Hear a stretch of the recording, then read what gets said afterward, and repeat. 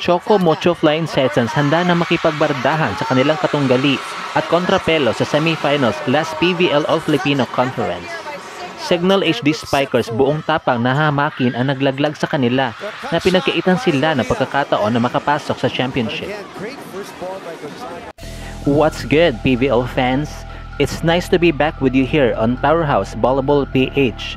Kindly do subscribe to my channel at pakihit na din ang notification bell para ma-notify ka sa aking mga bagong uploads.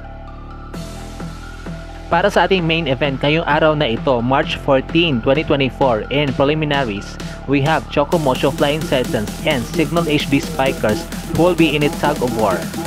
May common denominator ang dalawang koponan na ito, at yun nga ay parehas silang mayroong unblemished record so far na pinapangalagaan ang kanilang winning streak. Na makaharap nga nitong Choco Mocho ang Cherry Tigo ay natambakan lamang ang crossover sa set 1 na single digit ang naging score.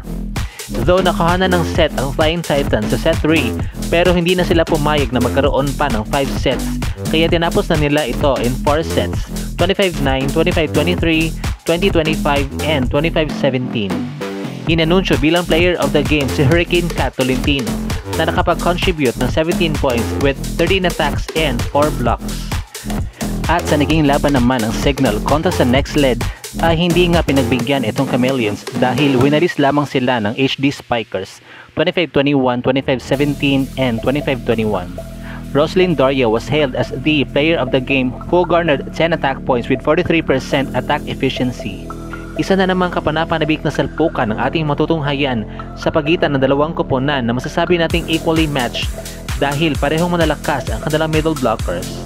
Idagdag mo pa ang depensa sa baba na pangungunahan ng dalawang best liberos na sina Tang Ponce and Don Macandili Katindig na paniguradong mag-iipisan sa court. Pati na din ang tapatan ng mahuhusay na playmakers na minsan na nag-tie sa stats, which are Mars Alba and Jel Cayuna, na for sure magpaparamihan ng excellent sets.